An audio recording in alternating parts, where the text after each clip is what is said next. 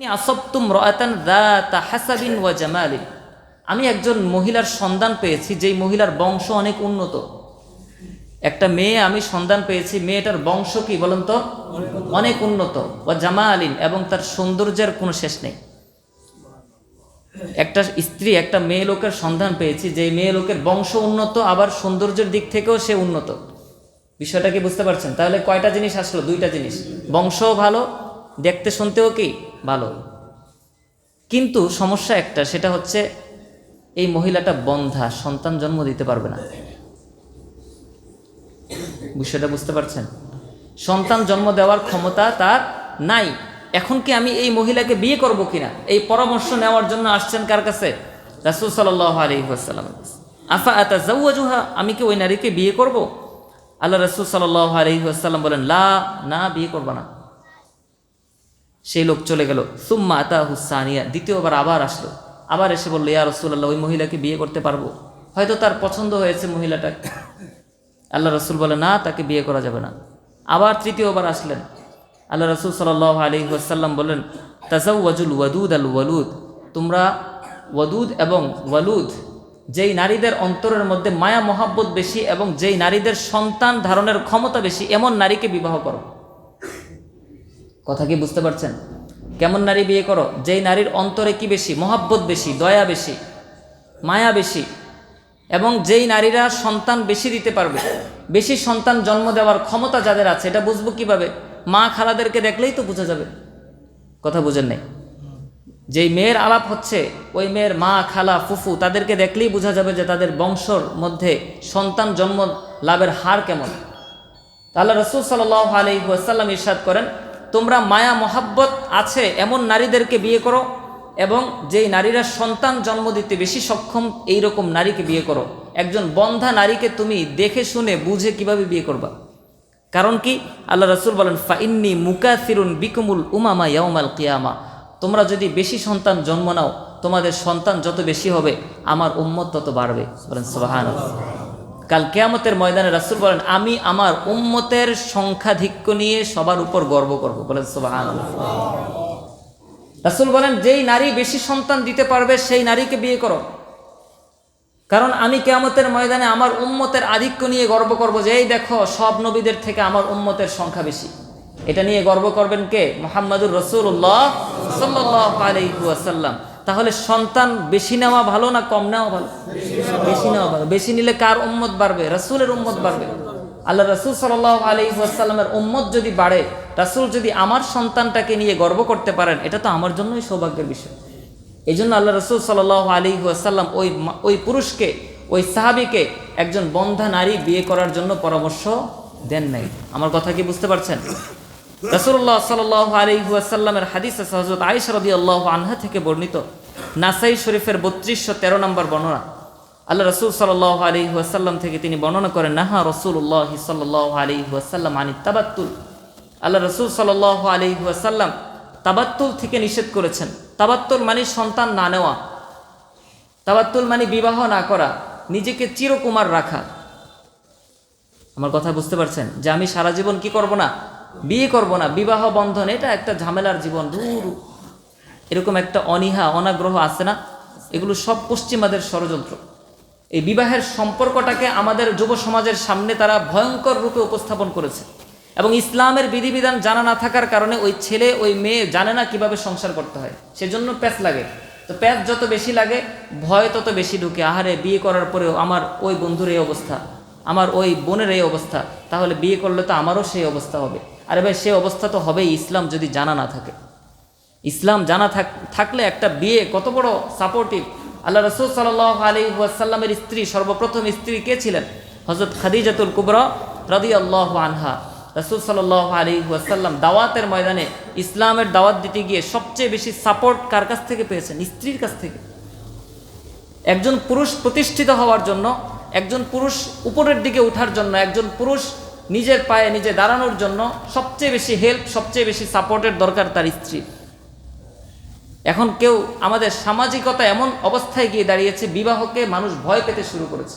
কারণ বিবাহ মানেই নানান ধরনের চাহিদা, বিবাহ মানেই নানান সামাজিকতা, বিবাহ মানেই বিভিন্ন সমস্যা, বিবাহ মানেই শ্বশুর বাড়িতে যাওয়ার সময় এতগুলো খরচ, কি বলেন, আছে না নাই? মেয়ে বিয়ে দিলে মেয়ের বাবাদেরকে কি পরিমাণ খরচ করতে হয়, এগুলো ইসলামের মধ্যে নাই। এগুলো আমরা নতুন করে আরোপ করেছি, সেজন্য এখন সব কঠিন হয়ে গেছে। একটা মেয়ে হলে এখন সেই জাহিলি জামানার মতো বাবার অন্তরের মধ্যে চিন্তা চলে আসে, এই মেয়েটাকে আমি বিবাহ দিব কিভাবে। মেয়ের পড়াশোনা নিয়ে বাবার চিন্তা নাই, মেয়ে কিভাবে বড় হবে এটা নিয়ে বাবার অন্তরে ভয় লাগে না, ভয় লাগে মেয়েটাকে বিবাহ কিভাবে দিব। কারণ অনেক সামাজিকতা, বিবাহ দিলে শীতকাল আসলে পিঠা পাঠাইতে হবে, কি বলেন, পাঠানো লাগবে কিনা? কোরবানির সময় গোশত পাঠানো লাগবে, ঈদের সময় ইফতার পাঠাইতে হয়, কি বলেন, এর সামাজিকতা আছে না? কোনো বাবা যদি মেয়ের বাড়িতে খুশি মনে সামর্থ্য আছে গরুর গোশত পাঠায়, কোনো অসুবিধা আছে? বলেন, কোনো সমস্যা আছে? শীতকালে পিঠা পুলি বানিয়ে যদি পাঠায় স্বেচ্ছায় খুশি মনে, কোনো সমস্যা আছে? কিন্তু সামাজিকতা কি এই পর্যায়ে আছে না আরো উপরের পর্যায়ে চলে গেছে? উপরের পর্যায়ে চলে গেছে। সমস্যাটা তো ওখানে। পিঠাটা না দিলে তো ওই মেয়েকে কথা শুনতে হয়, কোরবানির সময় খোঁজখবর না নিলে কথা শুনতে হয়, সমস্যাটা তো ওখানে চলে গেছে। এই জন্য বিবাহ কঠিন হয়ে যাচ্ছে দিন দিন। তাহলে রাসূল সাল্লাল্লাহু আলাইহি ওয়াসাল্লাম বিয়ের গুরুত্ব দিতে গিয়ে বলছেন চিরকুমার থাকা জায়েজ নাই। রাসূল বলেন আল্লাহ রাসূল সাল্লাল্লাহু আলাইহি ওয়াসাল্লাম বিবাহ থেকে বেঁচে থাকা, নিজেকে বিবাহ থেকে মুক্ত রাখা, এই বিষয় থেকে রাসূল নিষেধ করেছেন এবং বলেছেন লা রুহবানিয়াতা ফিল ইসলাম, ইসলামের মধ্যে কোনো ধরনের বৈরাগ্যতা নাই। বৈরাগী আছে না, বলে আমি সংসার ধর্ম করি না, শুধু নিজেকে নিয়ে আছি, এই ধরনের কোনো সিস্টেম ইসলামের মধ্যে নাই। বিবাহ করার ফজিলত কি? আমরা আলোচনা একদিক থেকে আগাচ্ছি। বিবাহের ফজিলত কি? বিবাহের ফজিলত বর্ণনা করেছেন আল্লাহ সুবহানাহু ওয়া তাআলা সূরাতুন নূর 32 নম্বর আয়াত। আল্লাহ রাব্বুল আলামিন ইরশাদ করেন ওয়া আনকিহুল আয়ামা মিনকুম ওয়াস-সালিহিনা মিন ইবাদিকুম ওয়া ইমাইকুম ইন ইয়াকুনু ফুকারা আয়ুগনিহিমুল্লাহু মিন ফাদলি।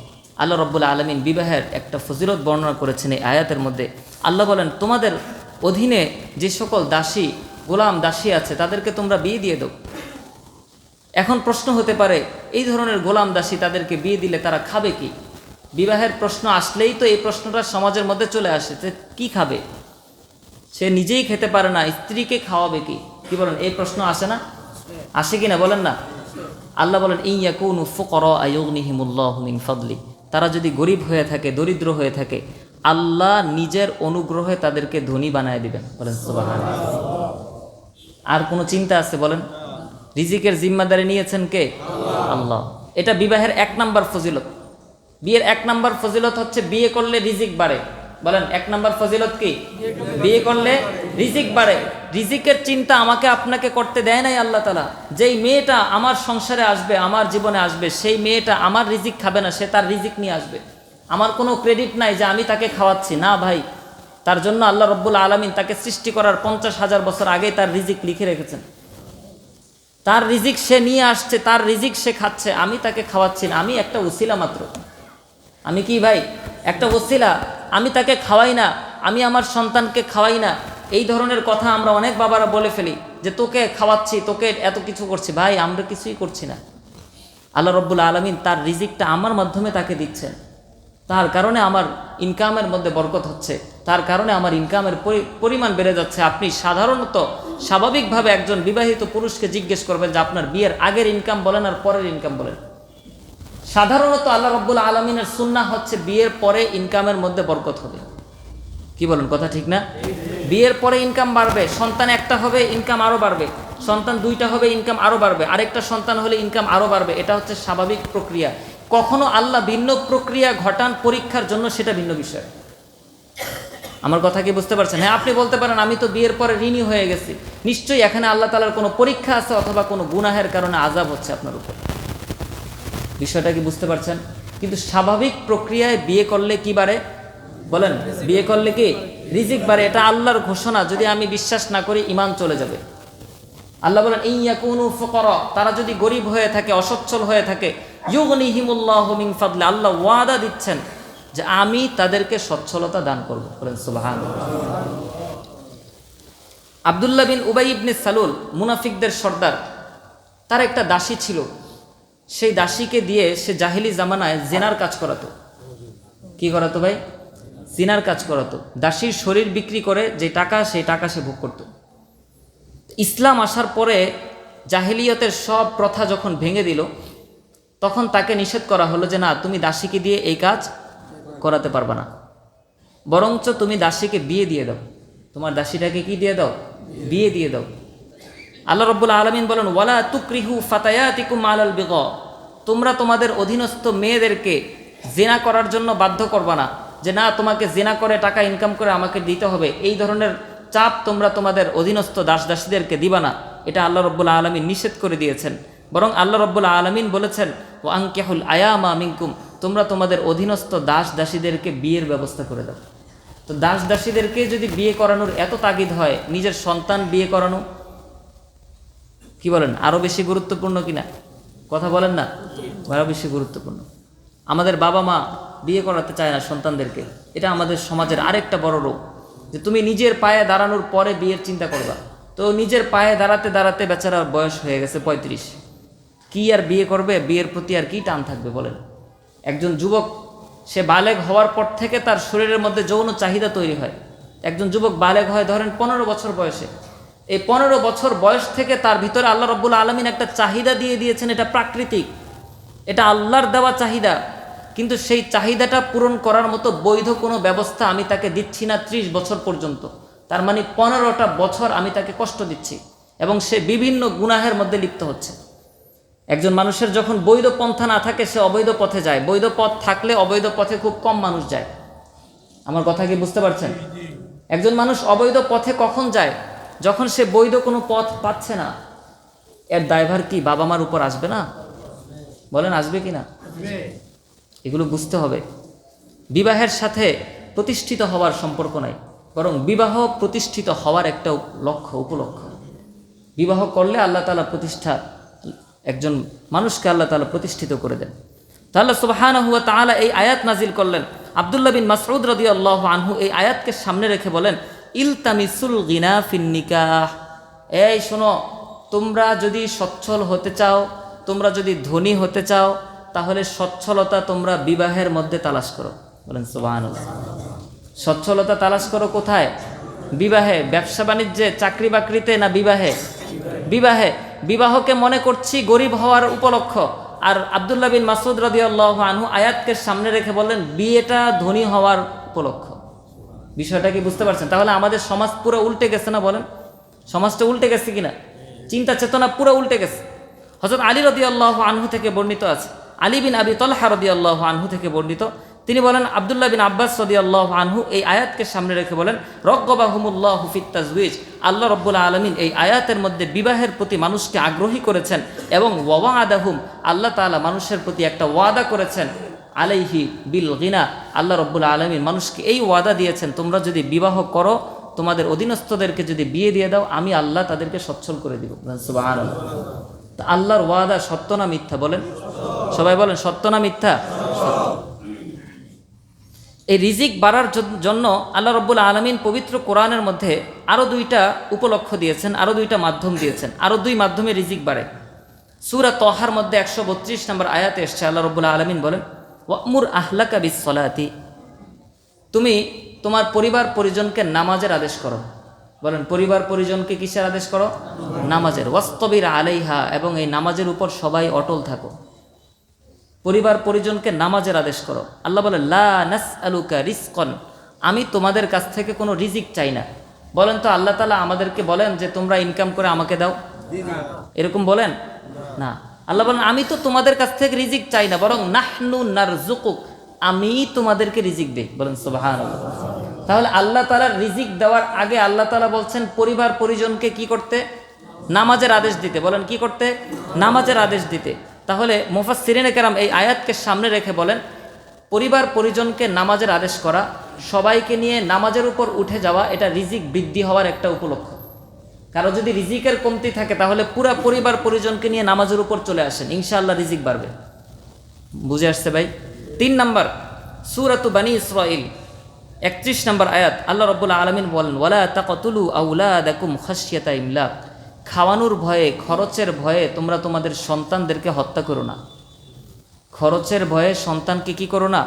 হত্যা করো না। বলেন তো খরচের ভয়ে সন্তান হত্যা হয় কিনা? এখন সন্তান হত্যা হয় কিনা? সন্তান না হওয়ার জন্য যে ট্যাবলেট খাচ্ছেন এটাও তো এক ধরনের সন্তান হত্যা। কি বলেন? সন্তান পেটে চলে আসে, অপারেশন করে সেই সন্তানটাকে ফেলে দেওয়া হয়, এরকম আছে না ভাই? বিশ্বাস না করলে হসপিটালে গিয়ে দেখেন, লাইন লেগে আছে। বলে যে স্যার অ্যাক্সিডেন্টলি হয়ে গেছে। আরে ভাই, অ্যাক্সিডেন্টলি আবার কি জিনিস? আল্লাহ তাআলা যদি সন্তান দিয়ে দেন, সেই সন্তানকে উপেক্ষা করার ক্ষমতা আছে কারো? আল্লাহ রাব্বুল আলামিন বলেন তোমরা সন্তানদেরকে হত্যা করো না, খশিয়াতা ইমলাক, খাওয়ানোর ভয়ে। আরে কিসের খাওয়ানোর চিন্তা করছো? আল্লাহ বলেন নাহনু নারযুকুহুম ওয়া ইয়্যাকুম, আমি তাদেরকেও খাওয়াবো তোমাদেরকেও খাওয়াবো। বলেন সুবহানাল্লাহ। আল্লাহ রিজিক দেওয়ার কথা বলার সময় আল্লাহ তাআলা ওই সন্তানদের কথা আগে বলেছেন, আমি সন্তানদেরকে যেমন রিজিক দিব তোমাদেরকেও কি দিব? রিজিক দিব। তাহলে সন্তান নেওয়া এটা রিজিক বাড়ার একটা মাধ্যম। আমার কথা কি বুঝতে পারছেন? তাহলে রিজিক বৃদ্ধি পায় কোরআনকে রিসার্চ করলে, সামনে আনলে মৌলিকভাবে 3টা আমলের দ্বারা। 1 নাম্বার বিবাহের দ্বারা। বলেন কিসের দ্বারা? বিবাহের দ্বারা রিজিক বাড়ে। 2 নাম্বার কিসের দ্বারা বলেন তো? পরিবার পরিজনকে নামাজের উপর উঠানো, নিজেও নামাজের উপর উঠা, পরিবার পরিজনকেও নামাজের উপর উঠানো। 3 নাম্বার রিজিক বাড়ে কিসের দ্বারা? সন্তান লাভের দ্বারা। বলেন কিসের দ্বারা? সন্তানের দ্বারা। আল্লাহ রাব্বুল আলামিন এই 3টা মাধ্যম বর্ণনা করার পরে বলেছেন আমি তোমাদেরকে রিজিক দিব, রিজিকের জিম্মাদারি আমি নিয়ে নিয়েছি। সুবহানাল্লাহ। তো আল্লাহ রাসূল সাল্লাল্লাহু আলাইহি ওয়াসাল্লাম বিবাহের উপর গুরুত্ব দিলেন। আল্লাহ রাব্বুল আলামিন বিবাহের ব্যাপারে সুসংবাদ দিলেন যে বিয়ে করলে রিজিক বাড়বে। গরিব হয়ে থাকলে আল্লাহ তাআলা ধনী বানায় দিবেন যদি বিয়ে করে। এটা কেন আল্লাহ রাব্বুল আলামিন বিয়ের সাথে দারিদ্র্যের কথাটা কেন আনলেন? কারণ সাধারণত সমাজে দরিদ্র হলে সেই ছেলের কাছে কেউ বিয়ে দিতে চায় না। দারিদ্রতা বিবাহের পথে একটা প্রতিবন্ধক হিসাবে সমাজ মনে করে। কি বলেন, কথা ঠিক না? দারিদ্রতাকে সমাজে বিবাহের প্রতিবন্ধক মনে করে। সমাজে যেটাকে বিবাহের প্রতিবন্ধক বানিয়েছে, যেই দারিদ্রতাকে বিবাহের প্রতিবন্ধক বানিয়েছে, আল্লাহ তাআলা বিবাহকেই সেই দারিদ্র মোচনের মাধ্যম বানিয়ে দিয়েছে। আমার কথাটা কি বুঝতে পারছেন আপনারা? কি বললাম? সমাজ যেই দারিদ্রকে বিবাহের প্রতিবন্ধক বানিয়েছে, যে তুমি গরিব, তোমার টাকা পয়সা নাই, তোমার কাছে আমার মেয়ে দিব না, আল্লাহ তাআলা সেই বিবাহটাকেই সম্পদ লাভের কি বানিয়েছেন? মাধ্যম বানিয়েছেন। এটাই আল্লাহ রাব্বুল আলামিনের ক্ষমতা। মানুষ যেটাকে মনে করে যে এটা মনে হয় আমার ক্ষতি, সেটাকে আল্লাহ কি বানান? উপকার বানান। মানুষ মনে করে সদকা করলে আমার সম্পদ কমবে, কিন্তু সদকা করলে সম্পদ কমে না বাড়ে? বাড়ে। যেটাকে মানুষ কমে মনে করে সেটাকে আল্লাহ বাড়ার মাধ্যম বানান। এটাই আল্লাহ তাআলার কুদরত। আল্লাহ তাআলা, মানুষ মনে করে বিবাহ করবে, খাবে কি? দরিদ্র, কিভাবে বিয়ে করবে? আল্লাহ বলেন বিয়ে করলে এই বিয়েটাই তার রিজিক বাড়ার মাধ্যম হয়ে যাবে। বলেন সুবহানাল্লাহ। নাসাই শরীফের মধ্যে বর্ণনা আসছে, 3218 নম্বর বর্ণনা। আল্লাহ রাসূল সাল্লাল্লাহু আলাইহি ওয়াসাল্লাম ইরশাদ করেন সালাসাতুন হাক্কুন আলাল্লাহি আউনুহুম, 3 শ্রেণীর মানুষকে সাহায্য করা এটা আল্লাহ নিজের উপর আবশ্যক করে নিয়েছেন। বলেন সুবহানাল্লাহ। কয় শ্রেণীর মানুষকে সাহায্য করা? 3 শ্রেণীর মানুষ। সাহায্য করবেন কে? আল্লাহ। 3 শ্রেণীর মানুষকে আল্লাহ সাহায্য করবেন, এটা আল্লাহ তাআলা নিজের জন্য অবধারিত করে নিচ্ছেন, যে আমি এটা নিজের উপর আবশ্যক করে নিলাম যে এই 3 শ্রেণীর মানুষকে আমি অবশ্যই সাহায্য করব। বলেন সুবহানাল্লাহ। সেই 3 শ্রেণীর মানুষ কারা?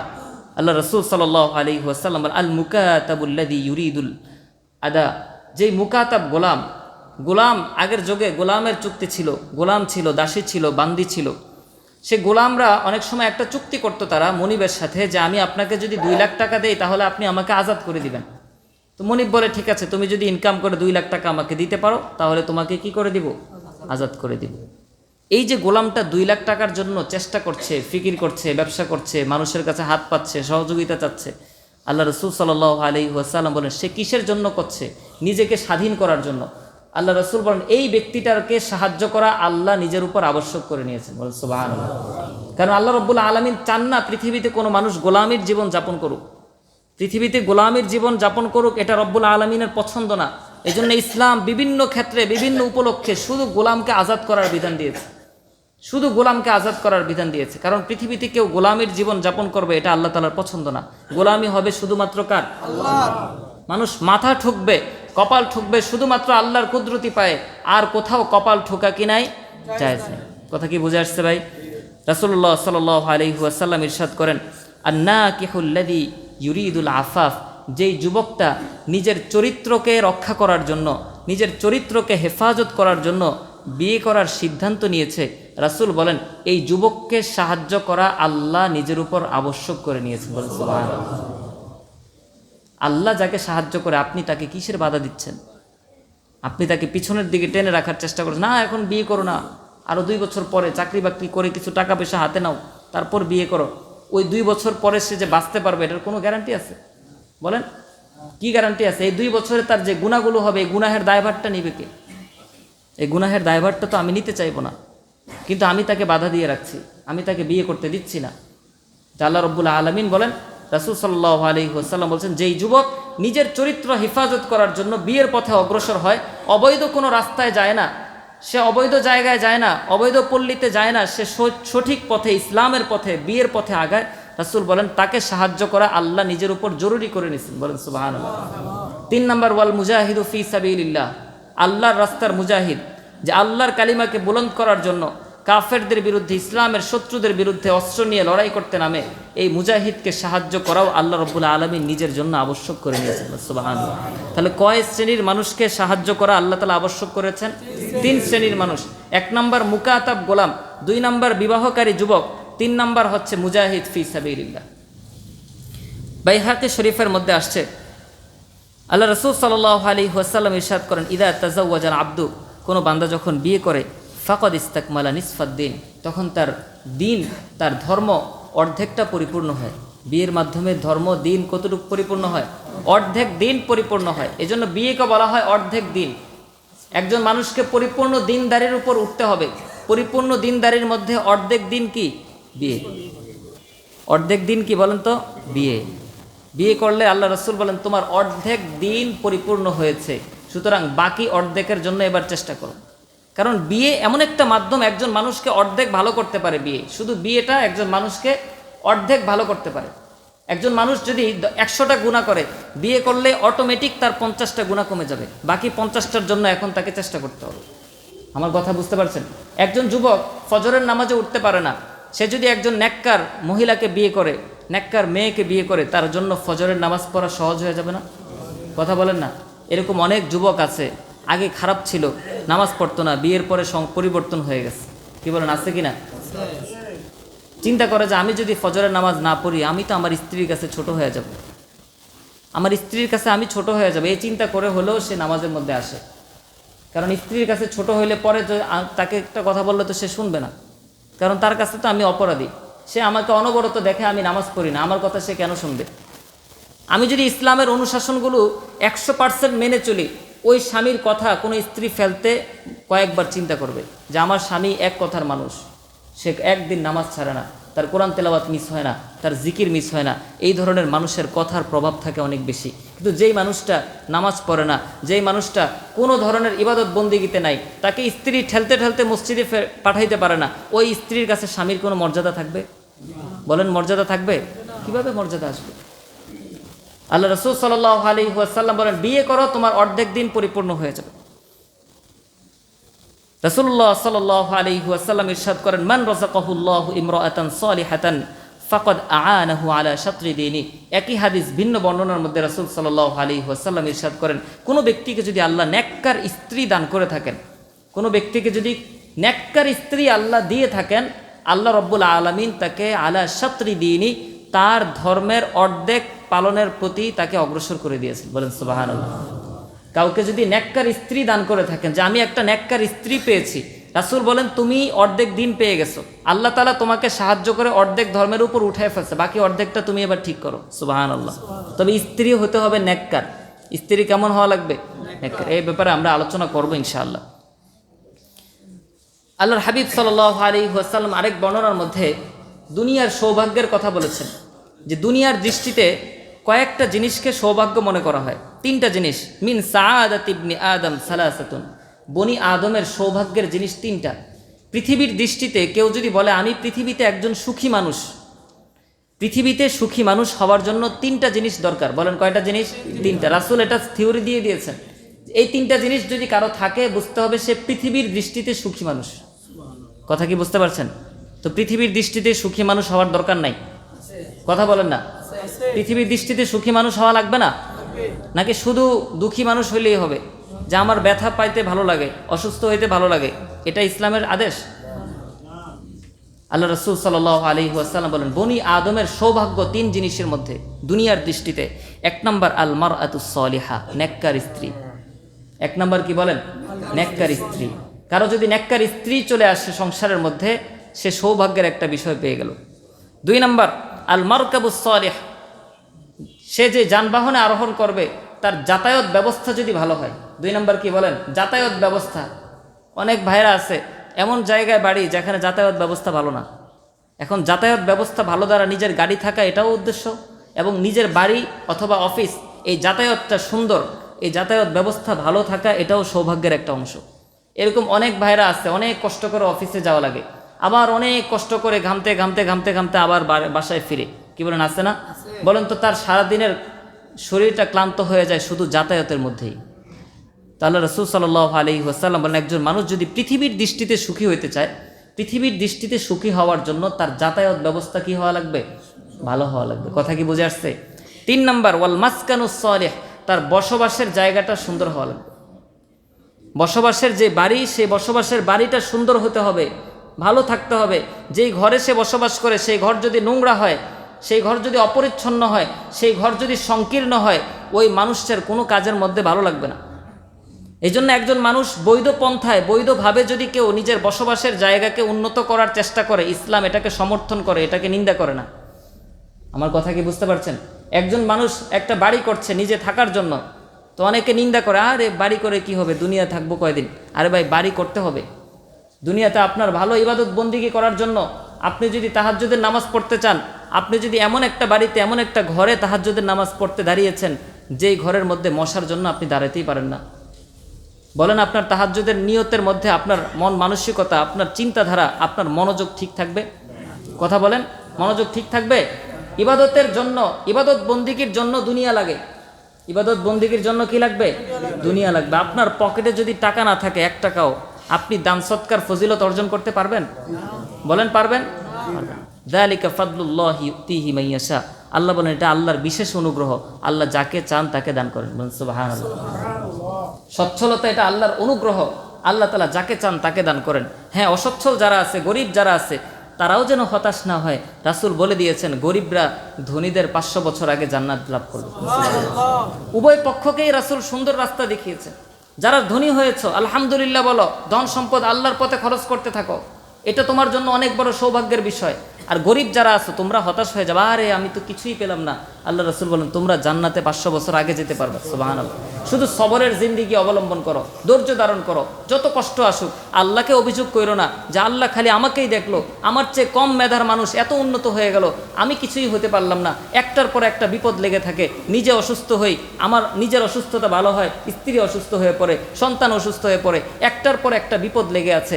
আল্লাহ রাব্বুল আলামিন মনে হয় আমাকে ছাড়া আর কাউকে দেখে নাই, এই রকম অভিযোগ করা যাবে না। মুমিন ব্যক্তি আল্লাহ রাব্বুল আলামিনের যেই কোনো ফয়সালাতেই সে সন্তুষ্ট থাকে। আল্লাহ তাআলা আমাকে যেই হালতে রেখেছেন সেই হালতেই শুকর আলহামদুলিল্লাহ।